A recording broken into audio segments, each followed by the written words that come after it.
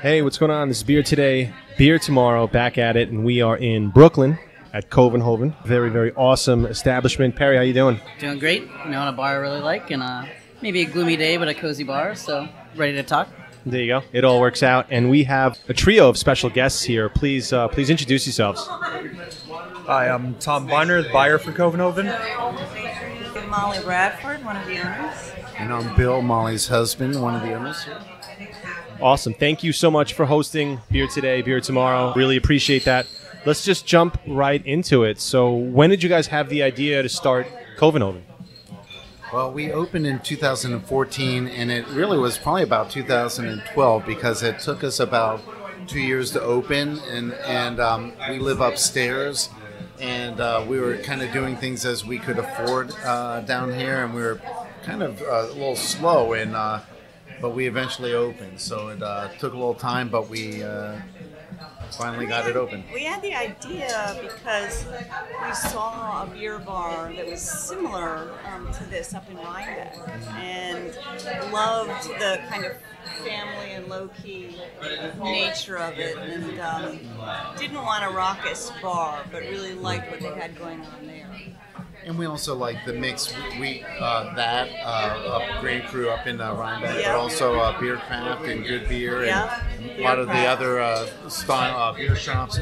But also we really liked places like Spite and Dival. Yes. Oh, yeah. And then we were thinking like, well, if we could have it like a mix, and one of the things we often kind of hashed out was, there's so many different ways to do a bottle shop. There could be, tons of product out, not refrigerated and what have you. And New York City apartments are so small, and we were quite very much the impulse buyer, where we need something right now or going to a party or what have you. So there are so many different ways to do a bottle shop in tavern and what have you. But from the get-go, we wanted to have everything ready to go. We're parents.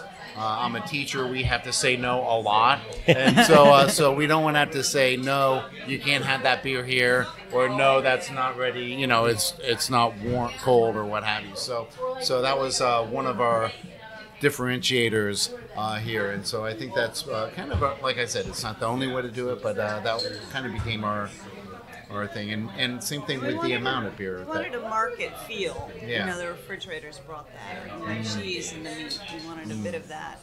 Keep it casual. Keep it casual and low key. And now from dream to reality, what was that process like? From just having the whole getting it all together and actually the opening day. I mean, what was that kind of like in a nutshell? It was exciting. I think it was exciting for something that we did as a couple. It was new. It wasn't a territory that we're so familiar with, and it kept things very alive and interesting. It still is to this day. There are things that we're learning every single day. And I think it was a fun thing to do together. A lot of work, really Herculean it was. But looking back, it was a fun thing to do together, and continues to be. And Molly comes from a film background. I come from a music background, and Molly back in the day tended bar in the Lower East Side, and I used to play music in bars and what have you. So beer was always my drink. That was the drink I could have and still function and what have you. And Molly between beer and wine and cider and what have you. So there's that also was what we would drink when we would go out or what have you. So it was that right kind of synergy. It kind of just happened, and it between the board games, the backyard, and it's kind of the place that we like to go. We would choose a place. It had to be a place that we would like to go, and to this day, that we still think of that. It has to be something that we like, and it's got to be. Otherwise, we wouldn't be doing it this way. It always needs to be something they say, write about what you know. And we made a place that we knew we liked. That's the only thing we really know how to do. Also, as far as like places go and what have you, it's like I had a professor that always said if you steal from one place, it's plagiarism. if you steal from many, it's research. So, we did our research where we would, steal a little bit from, like, we like how, the vibe of this or the way that they, present that. And so that was a good fun process. Definitely. So if there was something that, present selves could go back in time at the beginning of this process and any advice or any kind of feedback you would give, would you do anything differently? Would you have changed the way certain things happened? Or are you pretty much glad everything worked out the way it did? It's a great question. Little things I think we'd do differently. Like, we're just getting around to enlarging the wire tables in the back. So there are a lot of things like that need to be tweaked. But I think on the whole, the place is pretty much just what we wanted it to be. The customers are amazing. I mean, people are incredible. And I remember thinking, after having worked in television for 25 years, coming in doing this place, it reminded me of the artists that I used to know in art school. And there's a passion, independence and with that the I customers missed too. with the customers too. And it was like coming back to the artist family. After being in television, it was a really great relief. And we're still enjoying that. But no, they're little things. That's how I feel. How do you feel about it? So kind of stuck to your original vision. Yeah. It wasn't very much like a phased, find it over time. We also do things very methodically and with a lot of thought. So everything here has really been thought out.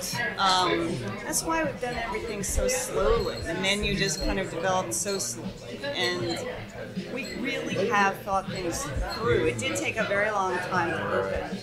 So I think that because we did things so slowly and in such a thought-out way, I don't think there are a lot of regrets. But we're still learning, and every single day that I get up, I think of ways to make it better. And we're far away from that. There's always something to do to make it better. I think there always will be.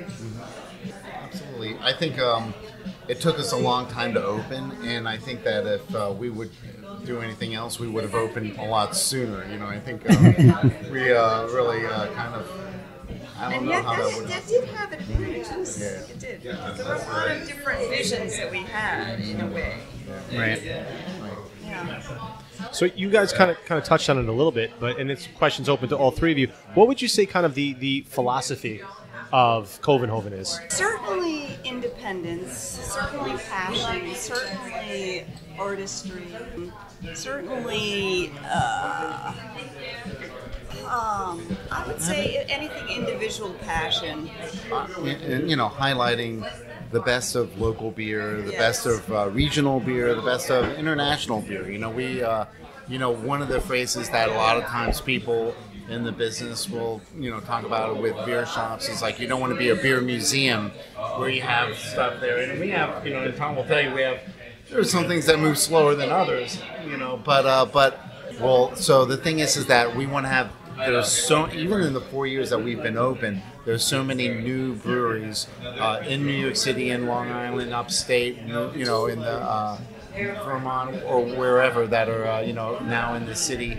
And so we really want to feature as many of them as we can, but we also want to have different things. We like to have maybe a Saison or a smoked beer in the refrigerator from, Belgium or Germany, and so that when someone has an American craft beer that's of that style, they're like, well, have you ever had Saison Japan or right, the smoked beer? Same fuel and Saison or something. Yeah, it's the showcase of anything that's new, local, and hot that might be interesting, but also maybe some unique brands that you might not have seen or heard of that might just tickle your fancy in case you want to try something different and interesting.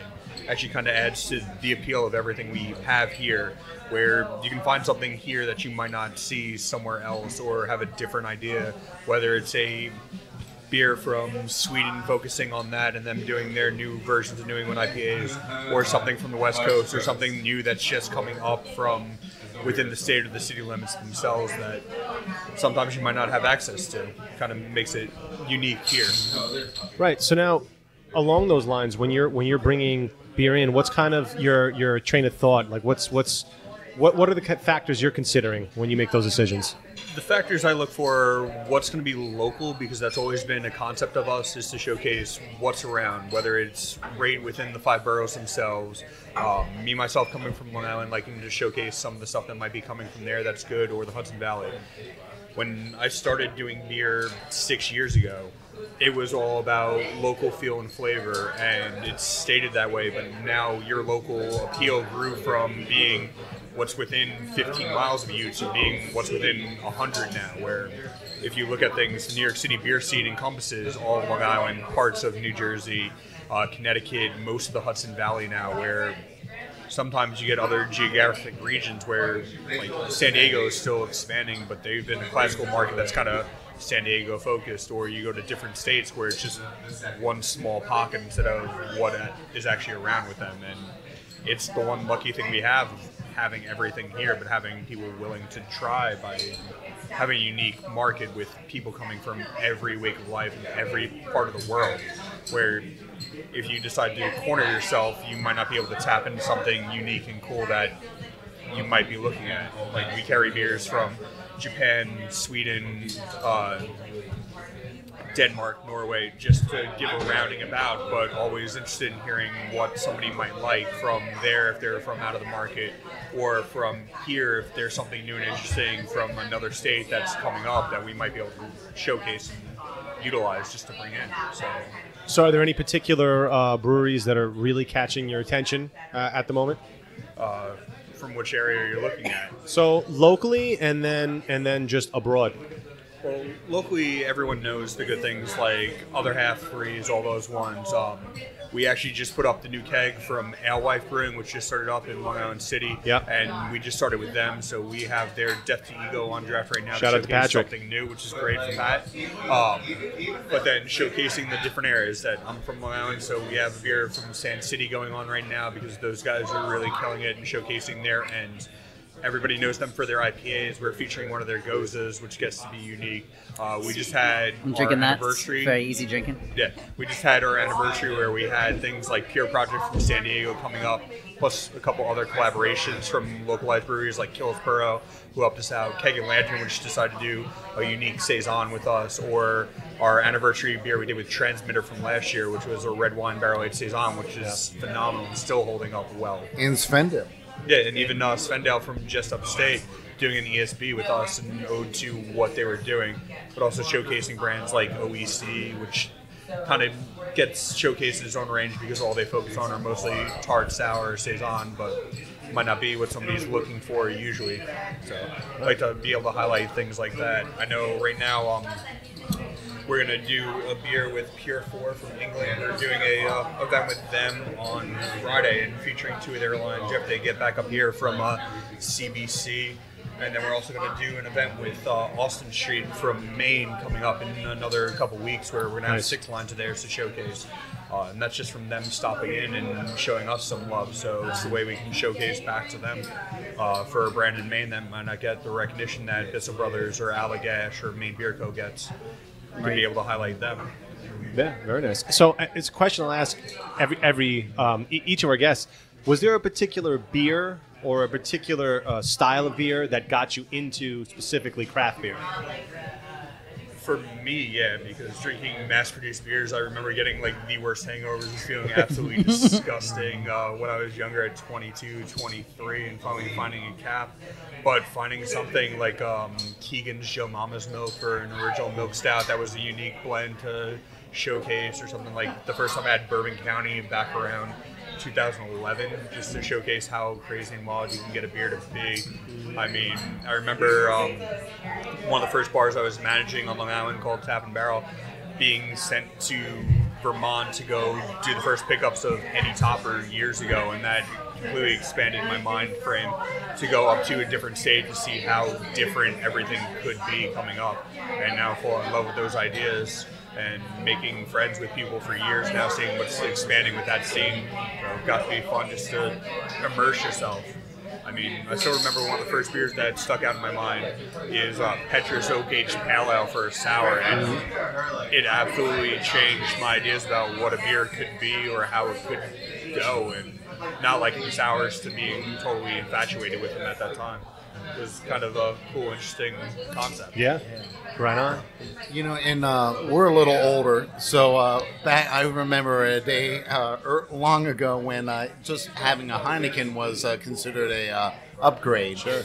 So that, but from that plateau, just when Sierra Nevada or Anchor Steam or Sam Smith from England, and with their nut brown and playing a couple of places. So back in the day when I was playing around in clubs, they'd usually give you 2 free drinks a night. So I'd usually see what beers were around, and so those were kind of things that really woke me up to the different flavor and how much could be there. And then later on, when Molly and I were together, 13, 15 years ago, really when the IPAs started coming out, and it was like we went through the whole the other side of hops, more hops, and then coming through to the other side of how about a saison, or how about something with or a sour, or something with more flavor. Not that IPAs, I mean, that's still a go-to, like often looking for a small pour of just a taste or what have you. So I still love hops, but going through that other progression of hop craziness and then coming out the other side. I remember as being really young, and when 6 Point came out of the deli on the corner, just being, so relieved. This was so many years ago, and really enjoying that back in the day, long time ago. And I remember being at Bruce and just blown away by the colors of the beer. That made a very strong impression on me. I'd never seen anything so beautiful as we did at Tourist in one of our first visits there. Very nice. And now the name Covenhoven. What was the inspiration behind that? Well, there's a map that we have above our water cooler, and it's an old map from the 1800s, and it shows the current streets of our neighborhood, and superimposed with the old Dutch farms, as well as the old Flatbush Road and the old Atlantic Avenue, and which were very much less straight. So it kind of harkens back to this earlier time of a time in there. So also, these Dutch families, the guy himself, or Nick Covenhoven, who was during the Revolution, he was not exactly, he was no Sam Adams, let me put it this way. He was he deserted his post and was found with the redcoats, and then was actually jailed, and then after the Battle of Brooklyn, was released and what have you. So, it just seems so funny on that part. And then also, we're very much a local place. So, when people come here, chances, as often as not, they're walking here from somewhere close. So when you look at the map, you might find where you live on that map, because it goes, all the way to Park Slope, to Bed-Stuy, to the park and what have you. So you can see where you are, and I think that's one of the fun things about having that map, is you could, see what was there before, back in the day. Cool. And also, another thing is, people were when we first learned that there's the witch thing of coven and everything like that, and we were a little nervous. We were like, oh my goodness, people are going to say it's coven and everything like that. But apparently the kids like that, so it's so it works, right? So here we are, these. I called it Covenhoven immediately, and then somebody was like, "You sure that's how it's said?" And I'm like, "What do you mean?" And I was like, "Oh, yeah." I don't know now. So if the kids, I don't know if that's how Black Sabbath got started, but if the kids like it, there you go. There you go. So now, how many taps do you guys have here? 16 taps going. And at any given time, how many bottles and cans? Usually we range between 170, and I think the last full count we had was about 214 different ones in the cooler themselves. Wow. All ready to go to drink here, or drink or go. To go. They're ready to rock. So very, very, very nice. We touched on the philosophy a little bit, but as far as the vibe of Covenhoven, what's something that people who come here, what's something you hope they take away from as far as their experience, especially people coming for the first time? For people coming usually for the first time, we try to give off how actual welcomely and homely this place actually is. It's one of the main things that we go about with the actual service. The pews that we have, the massive tables, not Viking style, but they're enough to kind of encourage people to meet and experience new people. It's why the bar is large enough to host people, but also small enough to make it a unique feel, where you have 8 seats where you can get to know and talk. If you're having a bad day, we can actually be able to engage and see what's going on. Why we also encourage people to bring their dogs out front for when the weather's nice. We have the benches outside. We have the main garage door in the front that rolls up, so you can actually get immersed with the neighborhood. Or if you want to step away, we have the back garden area with the 6 tables up high or the 2 picnic tables outside, where you don't have to be yourself or your significant other or just a friend. You can come in with a group and feel welcome. And it's kind of one of the great vibes that we've actually gotten since day one, or even since I've been here, of a great pull where people like it because it reminds them of being home or being somewhere that's close, where they don't want to maybe be home by themselves having a beer. They want to be immersed somewhere else, but they can still feel comfortable and not put off. It's not a sterile feeling, which tends to be what puts off a lot of people at different places they go, where it's either too surgical or clinical and not warm. I know myself having complaints about going to random bars and just having that where the bartender's too busy in a corner on his phone or too immersed with a person at the front of the bar instead of being trying to see or talk to who might be there. You never know what could actually happen. I mean, randomly talking to somebody could actually either experience your day and enhance it, or actually might be better for them. You have no idea who's coming in for what reason.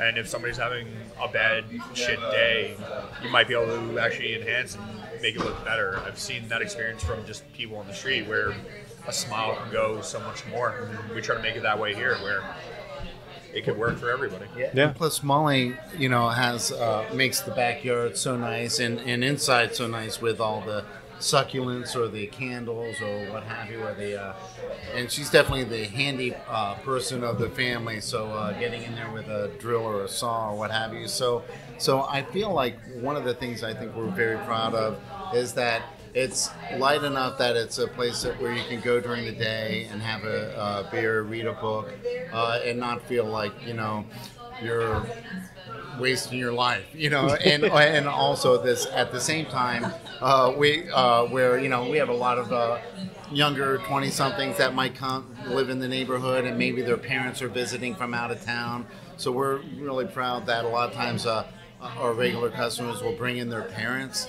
to come in and have a beer with them, or their new baby, or 30-something regulars will bring in their new baby, and during the day too. So it's we've had plenty of that even during the day. Like Saturday was a bunch of strollers and parents with their children here hanging out in the back because it's so worth it to be out. Sometimes you feel too cooped up in order to do something. And and it's of course a balance with that. In New York being a very young person's town, it's it's a balance between being Strollerville or adults only. But I feel like it's a good mix, and like even for our 4th anniversary party the other week, right at 6 it was a little bit of a Strollerville, which had me a little bit nervous, but then once everyone had their fill, then they went off to bed, and then it rolled into so and a couple of them even came back without the children, so they could actually enjoy the experience a little bit more. That's true. I know you're talking about that. I definitely showed up a bit late, but it was a fun night. I'm also impressed with the groups of friends who come in here. I don't remember that, but I love to see a big group of friends come in, and they sit and they talk and they try different beers, and there's just such a feeling of community and openness and non-competitiveness. I'm always so impressed with that. And it really is a community place, and I think especially today, community is so important, and it becomes more and more important every day, and I think beer is a big part of that. And people really do come to enjoy people. here, and I'm always impressed with the things they're talking about. So the community, I think, is really a main part of who we are. Right on, right on. But it's not us; it's the beer that really does that. It's not really us nearly. It's the beer. It's the beer without it. We live upstairs. We have our kids upstairs with us, and when we go out now, like around the neighborhood, we see we know more of our neighbors. We do. You know, so it's nice to say hi and we want to do more and more of that. You know, we want to figure that out more and more. Yeah, well, it's great beer is one thing, but I think it's, in every scenario, it's the people behind the beer. And I think that the personality injected into the establishment, that's part of the vibe. And that's I think, what makes it so welcoming and makes people continue to come back. So along those lines, the craft beer scene, it's ever evolving. Where do you guys kind of see it going, and what's the role Covenhoven plays in the ever-evolving New York craft beer scene? Well, the way I see the scene evolving is it's always one to kind of repeat itself every couple years where certain styles come back into it, but the actual vibe is more of a friends area where everyone's friendly. If you're a brewer, you usually go to someplace else where you might know somebody, or you see the spider effect of certain breweries when they go different places. I know Trillium just had a couple guys go to a couple breweries around here between Sand City and Six Point. If you look at the Florida beer scene to see where everyone who's coming up, the Jay Wakefield's, Funky Buddhas, Angry Chairs, Seven Sons, all coming out of Cigar City, where there's the great rapport with those and seeing where everyone's going with them. It's a great feel because it's not where it's all frenemies or fake people anymore, what it could have been. Now it's showcasing that you're all here for the same cause. It's not the, hey, we're here to take down big beer. That's always the big idea, but it's now to bring up everybody, where you see certain breweries bring up their friends' breweries just because you want an even playing field. You might be fighting for shelf space, but you're still going to have a great time with each other and try to market it out. And the way we go for it is to try to encourage people to try new things, but also for you to know you have standard brands that might be great for you, might be great for us. Here's something where this could be something that got us into craft beer, or you into craft beer, where you might be pushing your limits with this new weird 7-fruited quadruple dry hopped IPA. Yeah. But you can go back to something like a Three's Fleet and be like, cool, here you go. It's right here. This is where I started. Or like for me, knowing to go back and be like, cool, there's a 60-minute. It may not be the best beer out there, but it'll bring back memories of like, this is when I was coming up. Here's where you can go. And certain breweries fully revisit that, or you get certain brandings like Burritos, Tipo Pills, and how they have, I think it's like 6 offshoots now with people trying to mimic that beer. Not because they're like, oh, we can improve on this beer. It's just to showcase, like, this is a beer we love, and we're going to do our version of it to see what you guys think. Right. And it gets to be unique for that overall pull. And we hope to just be able to expand people's palate's consciousness by making things worthwhile for them when they're here. Kind of like a throwback, basically. Exactly. You need some great things every once in a while where you can showcase stuff like you'll have Rodenbach on, where that might be somebody's first sour beer, or you might have a Saison DuPont either in bottle or on draft that might be unique. I know every once in a while there's a specialty release of like a Pilsner Raquel that's just freshly kegged that comes out, where you feature that. It may not be the most hip thing, but you're going to see somebody on the board and be like, I remember that beer, and the first time I had it, I was like 19 at a college party and somebody introduced me to this, and that was my introductory. And that's kind of what we hope, is to rehash some great memories with some people. It's why you might find some nice hidden gems in our cooler that you might not appreciate, but somebody else might have a great feel for. And that's an opportunity for you and our other co-workers to start a conversation, and I think that's one of the fun things about having so much beer in the refrigerator and having it right at eye level and not having to go downstairs to get it out, which might be that just far enough to not do something. It's harder to browse a list than it is to browse a case. Right, exactly. So you can see it, and actually, tying that into with the atmosphere here. It's a very simple atmosphere, but we have the wall right behind you. There are 36 different beer trays that were from within the 5 boroughs. And so each one of these was a brewer from yesteryear within New York City, and it was really, I guess, our first year. We had an event with 6 Point, and the gentleman that does the graphics for them was here, and we were talking about the graphic design of how beer, and of course, what matters is how it tastes. But whether it's beer and its label, or your favorite rock band or jazz group and its record label, that's part of the experience too. So part of the experience of showcasing the beer in the refrigerators is that you get to see it, and it might be the label that hooks you in, and then you see it, and then you're like, well, what's more about that? And then the next thing you know, you've discovered the taste within there.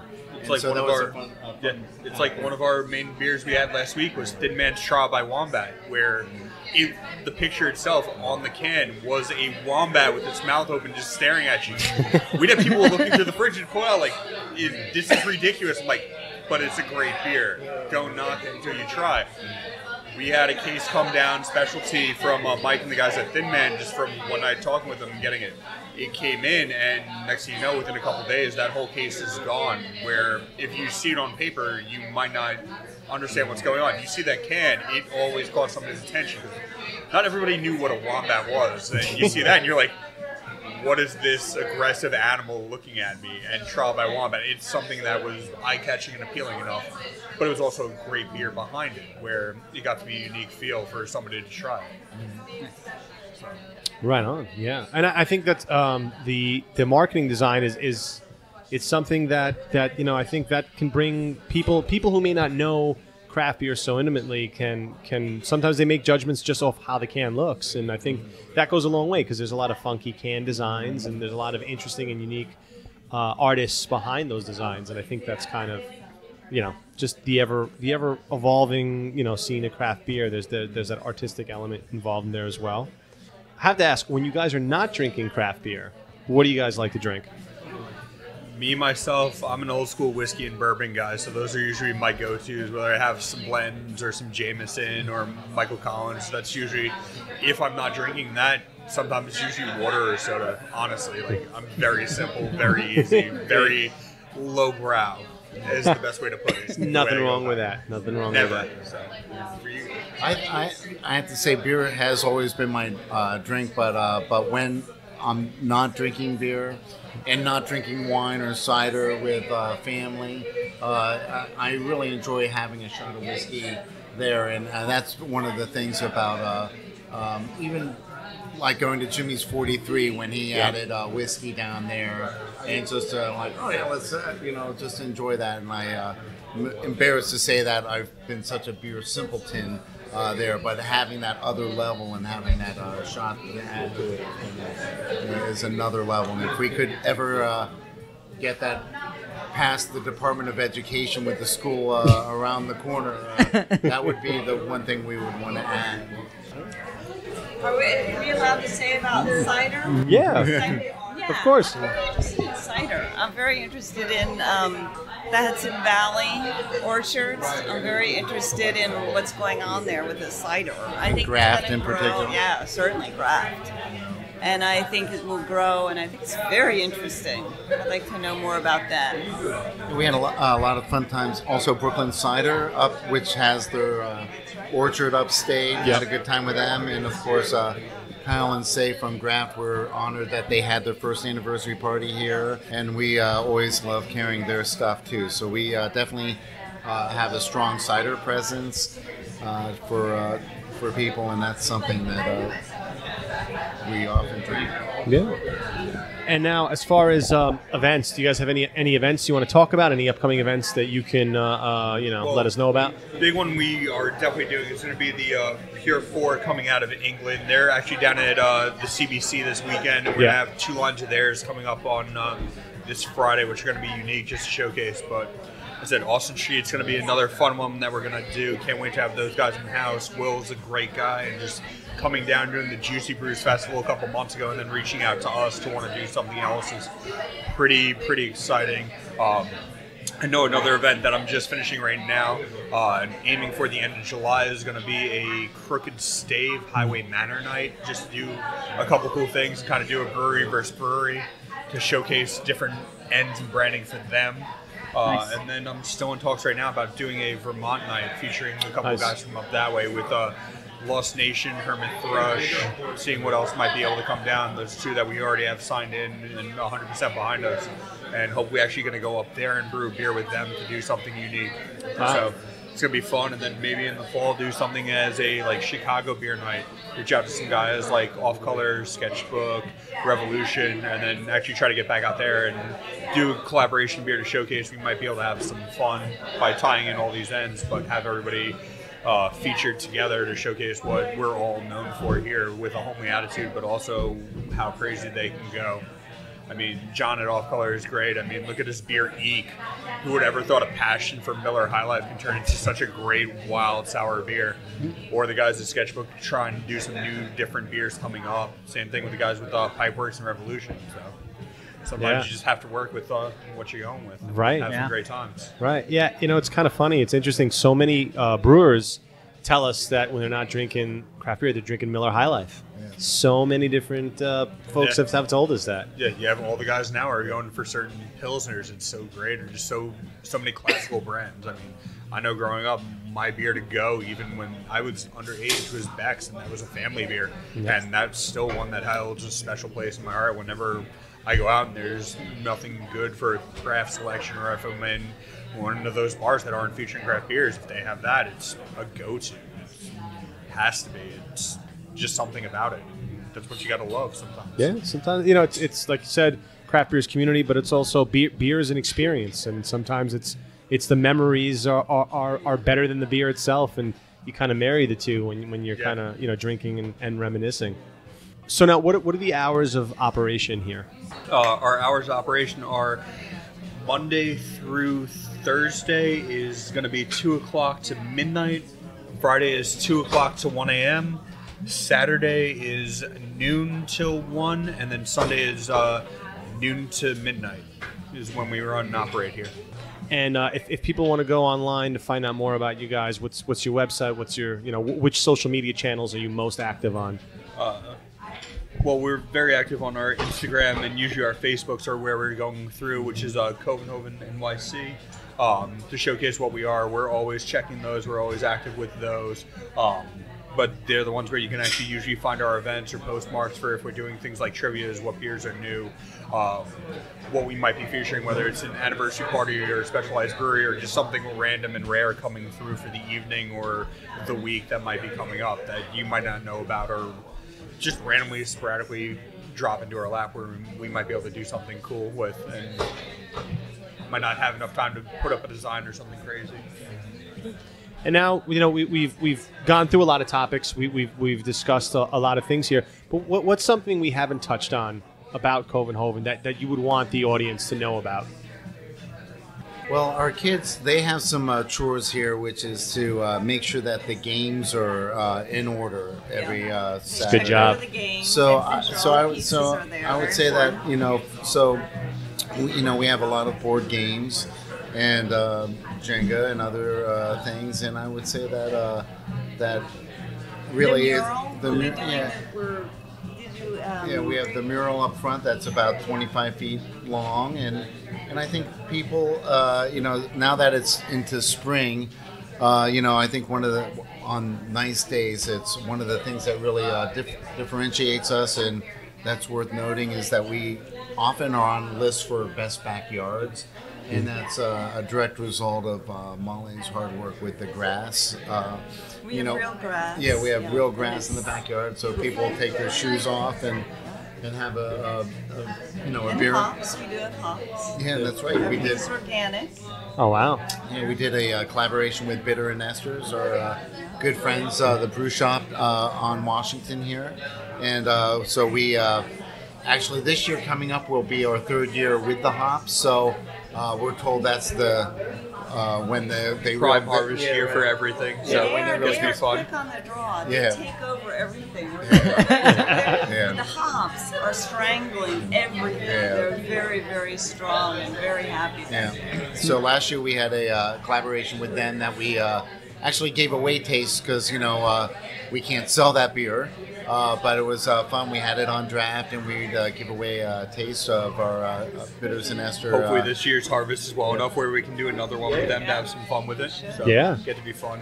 The other aspect I love about the bar is that it's actually family oriented, where you come in early enough and you see parents coming from school with their kids, coming in, being able to hang out for just a little bit, to have that deferment of being like, cool, here's all my responsibilities of like, here's my child life, here's my home life, here's my work life, where they can come in, forget about it for 10, 15 minutes and have a good time, where not every bar is focused on family life. That's what we try here, especially with Bill Molly and the kids living upstairs, where they're always coming in.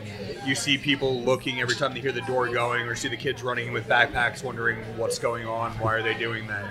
I kind of take pride in that because it's more comfortable, and I'd rather be able to encompass what a family is, to bring them in where they can come and hang out, have some grilled cheeses, have a pretzel, play some games, Yeah. and be able to include us in their life, where it's great knowing like Josh Bernstein, who's a prolific beer writer who lives around the corner. Him and his daughter always come in just to showcase, and be able to see Violet grow over the past couple of years is great, or even a couple of our other regulars, and just know who they are, and it actually adds to a different dynamic, instead of being like, cool, this is just this person coming in spending $10 on beer to go and not having an idea about anything about them, where you can ask certain little questions that make it more unique and special for you, for us, for everyone else. Yeah. One thing that I really have enjoyed, I just thought of this, is one thing I've so much enjoyed is the direct relationship that we're able to experience that people have with their